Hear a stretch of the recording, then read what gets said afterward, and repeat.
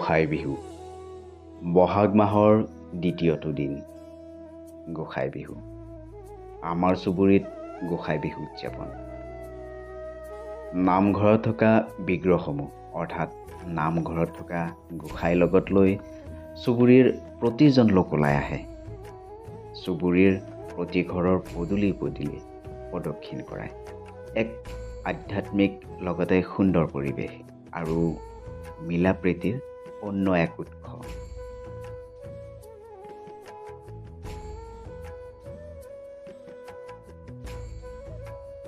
অৱশেষত আহি আমাৰ ঘৰৰ পদূলিত আমিও আশীৰ্বাদ ল'লোঁ যাতে অনাগত দিনসমূহ ভালে কুশলে অতিবাহিত হয় বন্ধু বান্ধৱীসকল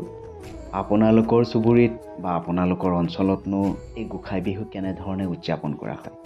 জনাবচোন ধন্যবাদ